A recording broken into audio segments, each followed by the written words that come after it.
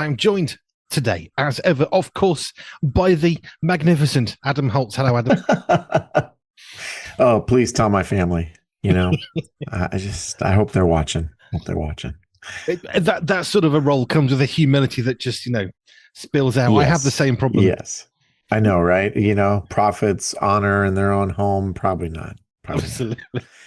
Right. We look at films and movies and music and games and books and all manner of things as a result of your work with Plugged In. And I like to do this every Yeah. so often.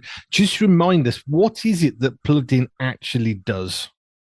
So we review all things related to pop culture. Now, pop culture is pretty big. We don't do every single thing, but we have a bunch of categories. We're probably best known for our movie reviews. We do movies, music, TV, video games, books, YouTube channels, technology tutorials. And in our blog, we cover a lot of other deeper dive kind of subjects. We'll talk about the worldview of Harry Potter, for example, or, we'll do sort of longer think pieces. And we also do some really short things in our blog. Each week we have a feature called On the Radar, where we look at three current trends each week, and what it is, why it's important, and what might want to think about in terms of your family. And we frame that in terms of what, so what, and now what. How do we respond to Ooh. this? So I would say at the surface, we want to help you make the best decisions you can to say yay or nay or maybe about something that you or your kids might be interested in.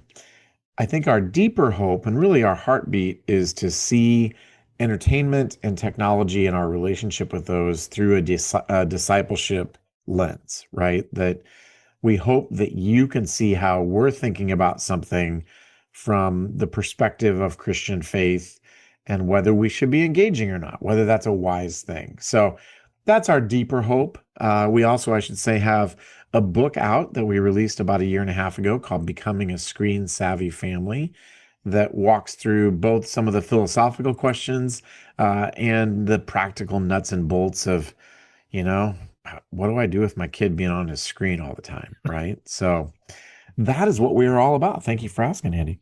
That's fine. I mean, you're here every week, but I think it's good just to remind ourselves sometimes what is Plugged In and what it's Yeah, doing and why it exists, because it's not just let's watch a movie and tell you about it. And this is what I keep on saying repeatedly, and I apologize not. I love the fact that I can go and have a look at particularly your movie reviews and think, where do we stand on this? Is there any sexual content or spiritual right. content or bad language or nudity? It's nice to know before you start watching a film what can we expect. We know that UK, Yep, US cinema maybe it's slightly different. However, you're going right. in forearmed, and that is always a good thing. That's right.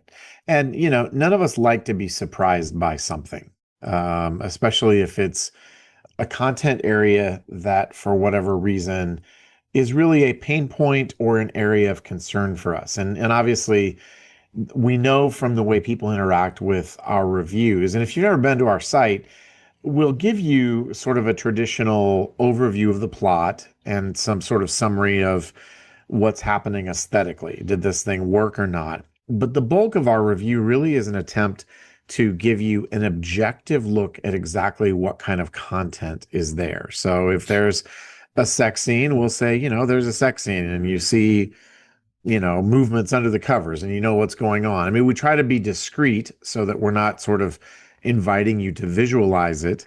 If there's profanity, we count the profanity. And we have lots of people who think it's hysterical that we count the profanities in movies and TV shows. Well, why do you do that? Well, we do it because one F word is going to be experienced differently than 300. And, I remember when I reviewed Wolf of Wall Street, it had 22 sexually oriented scenes and something like 550 F words in 3 hours. It Wow. was, my hand felt like it needed therapy and my eyes and ears needed therapy too. That's a different experience than something that creeps into in America. Usually you can have two F words in a PG-13 rated movie. I know there are rough equivalents in Great Britain. But if you have three or more, in most cases, there have been a few exceptions, it's an automatic R rating. Well, I think that we can agree there's a difference between 5 and 500, Yeah. right? And even something in America that the MPA, the Motion Picture Association, puts these little descriptor boxes with a very, very, very short thumbnail with the content. So even like something like graphic nudity. So we would have somebody ask us, well, it says graphic nudity. Isn't that enough to tell you I don't want to see it? So, well, it doesn't tell you what kind of graphic nudity that is. Like Mm. I saw the Baywatch remake years ago. It had graphic nudity. And I'm certain there were teen boys hoping it was the girls in swimsuits on the beach, right? It wasn't. It was a dead guy on a gurney in the morgue, and they unzipped the bag, and he's not even alive. So in this case, that's a very different kind of graphic nudity, and it was all for a laugh, right? And so I'm digressing a little bit here, but we will tell you about that. We will help you try to understand the context of the content because context matters, right? You could have graphic nudity in a World War II movie about the Holocaust, and it's going to feel very different than something that is, heavily sexually oriented. So that's what you can expect when you come to our reviews. Our categories for movie reviews are positive content, spiritual content, sexual content, violence, language, drug and alcohol content, and then just other things we think you should be aware of. I do find it interesting. I know Amazon is slightly different, perhaps to Disney or Netflix, but there's a few words at the start, drug taking or whatever, and one of them was someone taking like a painkiller. I'm thinking, Right. well, yeah, okay, that is drug taking. Technically, it's a prescription drug, or you can buy it over the counter, but Yep. it's not really how I would describe drug taking, although Right. it kind of is. And that's the point, that in like 6 words, you can't then you cannot review an entire 2 hour movie. No, you can't. And so when we go to see movies, we see if it's in theaters, probably about two-thirds of things we get press screenings ahead of time. So we go to a press screening, we go with a little flashlight and notebook. And when I review a movie, I'll take 50 to 75 pages of notes over the course of 2 hours. And now, I mean, they're scribbles. It looks like hieroglyphics. Sometimes I have to reconstruct things from context because I can't even quite read my own writing. And it's even worse if we get a digital screener. Like sometimes for smaller movies, they will send us a digital copy and, we have to sign our life away to be able to watch it. It'll take me sometimes 6 or 7 hours to watch a movie because I've got something close to a complete screenplay by the time I get done. But yeah, we're trying to give you the best, most objective sense of that content that we can. And sometimes there are judgment calls to be made. It's like, well, what did they intend by this? And so usually we will try to couch things in that kind of language. We see this, we're not sure what they were intending. It's easier to report what we see than it is to try to determine the intent sometimes. And Mm. sometimes you can piece it together from context. Cool. Well, that's plugged in websites, which is amazing. Let's just, I think we'll get one in at least tonight. Just give Yeah. us one of the things that you've reviewed recently.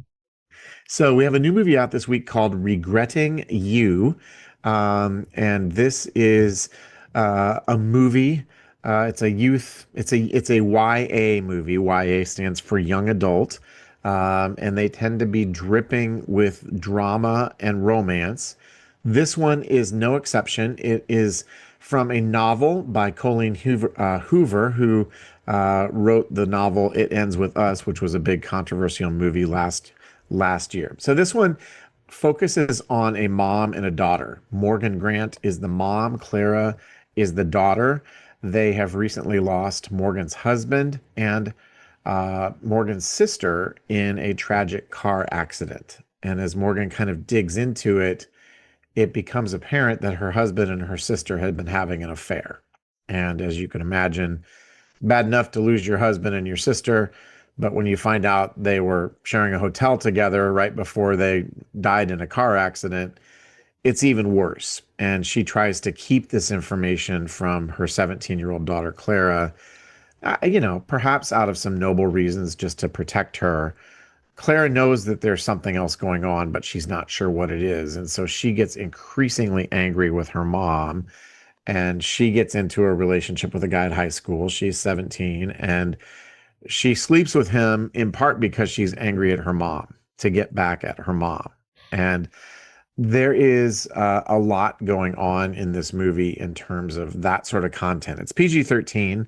We don't see anything terribly graphic, but there are a couple of PG-13 level sex scenes where it's pretty clear what is happening.